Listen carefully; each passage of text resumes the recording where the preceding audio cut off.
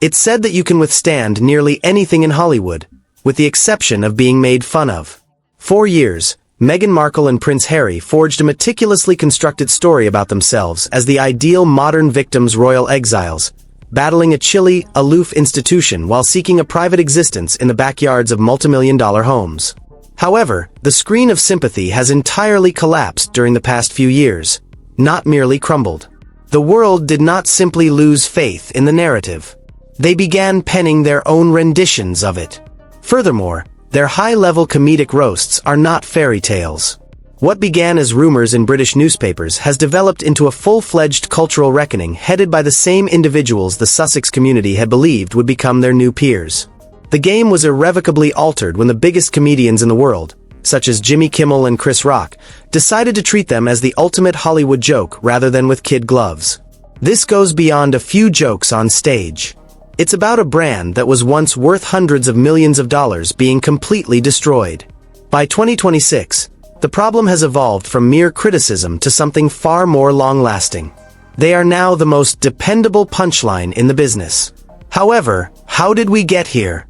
How did a Duke and Duchess go from being the world's most sought-after pair to being the individuals that Netflix executives allegedly find obnoxious? We must examine the moments when the mask eventually slipped in order to comprehend the collapse. In March 2023, the first actual explosion took place. It couldn't have been more ironic. Chris Rock's live special Selective Outrage was dropped by Netflix, the same streaming behemoth that signed Harry and Meghan to an incredible $100 million deal. Everyone on the planet was anticipating Rock's eventual response to the iconic Will Smith Oscar slap. He did, however, devote a significant amount of his set to methodically dissecting the Sussex story. Rock did more than just crack jokes. He expressed the indignation of a worldwide audience that believed two of the wealthiest individuals on the planet were deceiving them. He targeted the core of Meghan's victimization. Rock drew attention to the stark irony of a woman who, in his words, won the jackpot and married a genuine prince, only to moan about how difficult her life was for the next 4 years. The audience did more than just chuckle. They let out a shout that seemed to be a group release of tension. When Rock addressed the infamous Oprah interview and made fun of Meghan's assertion that she had no prior knowledge of the royal family, he was spot on. Rock yelled, "It's the royal family. You didn't look those motherfuckers up on Google." Everyone wanted to ask that question. According to Rock, it was untrue that an astute 21st century actress with an internet connection didn't thoroughly research the history of the most well-known family in the world. However, Rock delved even farther, addressing the most delicate aspect of the Sussex tale, the allegations of racism in the palace. That assertion had been their most powerful tool for 2 years, stifling critics who were reluctant to voice their opinions for fear of being branded. But Rock easily disassembled it. He maintained that it's not always a hate crime to be curious about a baby's appearance. It's just human nature. He deprived them of their identity as victims of structural oppression and reduced them to mere complainers by redefining their issue as a typical in-law irritation. The platform had a disastrous effect. Imagine sitting in your Montecito mansion as a Sussex and discovering that the company you work for has just paid a man millions of dollars to label you manipulative and stupid in front of millions of people worldwide. The protection ended at that point. Jimmy Kimmel was honing his skills on late-night TV while Chris Rock dealt with the Netflix side of the devastation. Although Kimmel had been following the Sussex drama for years, the publication of Harry's book, Spare, provided him with the final piece of evidence. The world shuddered when Harry revealed the incredibly personal and, to be honest, weird tale of applying his late mother's lip cream to his frostbitten privates. He was never completely absolved by Kimmel. His entire children's book, The Prince and the Penis, is a vicious, unrelenting caricature of Harry's complete lack of self-control.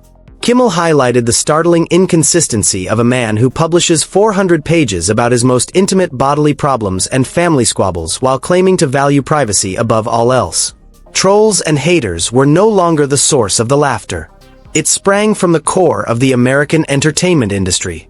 It wasn't just a low blow when Kimmel likened Harry's appearance to that of Screech from Saved by the Bell. It was a sign that in Hollywood, the title of prince no longer evoked reverence or awe. Harry had changed from being a royal symbol to just another celebrity oversharing for a payday in the eyes of the industry. This change was really important. You lose your credibility as a world leader or a humanitarian once the late-night shows start making fun of you. The notion that Harry and Meghan were characters to be laughed at rather than persons to be pitied was normalized by Kimmel's ridicule. He even made fun of their flight to America, pointing out how ironic it is to flee racism by relocating to a nation with a complicated racial past. Kimmel made sure his audience recognized the flaws in the story because the logic didn't make sense. By the time he finished, a mountain of punchlines had eclipsed the fairy tale vision. However, despite its brutality, the humor was only a symptom of a much more serious issue, the total breakdown of their business model. Early in 2026, the Sussex brand slammed into a wall of harsh reality. Based on their potential as content makers, they had signed large contracts. However, the output became quite thin as the years passed. Following the infamous termination of their Spotify contract, Spotify CEO Bill Simmons referred to them as effing grifters on his own podcast. Grifters started to follow them everywhere they went. It implied that they were individuals who made empty promises to the public, lived off of their titles, and made no meaningful contributions to the platforms that compensated them. The situation has gotten significantly worse as of April 2026. Their once crown jewel, the $100 million Netflix arrangement, has officially ended. The most embarrassing thing, though, was probably how it ended. According to reports, Meghan has been frantically attempting to win over Netflix executives in order to get a new deal, but her strategies are failing. According to insiders, she has been giving CEO Ted Sarandos and his wife personal presents, handwritten letters, and even jars of her own jam. According to one source, the trick isn't working, and these efforts are bothersome and excessive. The worldwide impact they anticipated is a long cry from this jingoistic diplomacy. In a desperate effort to remain relevant, they are allegedly down to mailing executives homemade preserves rather than being invited to the White House or hosting international meetings. It demonstrates a basic misperception of how Hollywood operates. You are only as good as your most recent hit in this field. Ever since their first documentary, the Sussexes have not achieved any success. A table has already been cleared, and they are vying for a place. Meghan's attempt to start a lifestyle brand is the best example. The brand was intended to be her big Martha Stewart moment when it was first unveiled as American Riviera Orchard. However, the launch has been a lesson in how not to start a business. The brand abruptly and confusingly changed its name to As Ever in 2025. Why? Due to several trademark complaints and irregularity notices. The brand suffered its greatest setback to date by March 2026. Originally intending to be a partner in the project, Netflix formally declared that they were withdrawing. Meghan will continue expanding the company on her own, according to a statement. That's a courteous way of saying, you're on your own, in the world of corporate public relations. Netflix noticed the writing on the wall. Not only did the brand lack items, but it also lacked a distinct vision. There was no real business for customers to interact with, except from a few jars of jam given to celebrities. Rumors of legal strife in Europe in 2026 exacerbated the situation. There were rumors that the new emblem, which included a palm tree motif, was eerily similar to the coat of arms of a small Spanish municipality. The plagiarism headline persisted even though the Duchess's team rejected the accusations. The idea that whatever they do is either unoriginal or a badly done replica of something else was strengthened by this. By April 2026, the company that was meant to turn them into billionaires was primarily known for its obnoxious marketing strategies and delays. The internal ethos of the Sussex home started to seep out once more as the corporate empire collapsed. A fresh round of employment issues struck the Montecito home in late 2025 and early 2026. Meghan's social media manager and her deputy press secretary were among the high-profile resignations that rekindled the Duchess's challenging reputation, which has plagued her since her time in London. According to reports from The Hollywood Reporter and other prominent publications, Meghan is a high-heeled tyrant who supposedly marches around issuing commands and disparaging people who don't live up to her expectations. She doesn't listen to advice, according to an insider, and the pair is now concerned about what these irate former workers might say when their non-disclosure agreements are put to the test. The couple's representative attempted to downplay the drama by referring to it as a changeover of agency support personnel, but it is hard to deny the trend. They have had dozens of employees since relocating to the United States. This revolving door at Arkawell implies that the leadership, not the employees, is the issue. When your own staff are supposedly calling you a tyrant, it's difficult to uphold a brand that is built on kindness and compassion. Comedians like Chris Rock were making fun of this discrepancy between their private and public personas. The evidence is still growing in 2026. Meghan has persisted in embracing her role as the ultimate victim despite internal reports of her challenging personality. She made a startling revelation in front of a group of kids in April 2026 while on a high-profile tour of Australia. She told the audience that over the past 10 years, she had been the most bullied person on the planet. There was an immediate backlash. While internet trolling is a legitimate problem, many noted that her claim to be the most harassed person in the world seemed insulting to true victims of systematic abuse and war and poverty. It was the realization of Chris Rock's paper cuts analogy. How can someone who lives in a $14 million mansion, travels with private security, and has a global platform claim to be the world's biggest victim? People started to wonder. The irony was exacerbated by the fact that she made these remarks at a time when her own former employees were allegedly seeking legal counsel regarding their treatment in her home. The victim act is no longer believable to the public. According to a 2026 Australian survey, 69% of participants thought the royal family had not treated the Sussexes unfairly. They are no longer viewed as exiles. They are perceived as individuals who, despite having everything, are never content. Prince Harry appears to be struggling for his identity as Meghan battles the branding warfare. The California ideal has begun to resemble a gilded cage by 2026. Harry and the UK Home Office have been embroiled in a protracted legal battle over Harry's security arrangements over the past year. He lost a significant appeal in May 2025. He is still fighting for taxpayer-funded protection in the UK as of March 2026. There is more to this legal setback than merely security. It has to do with his status. He is just another private citizen without the state's formal protection.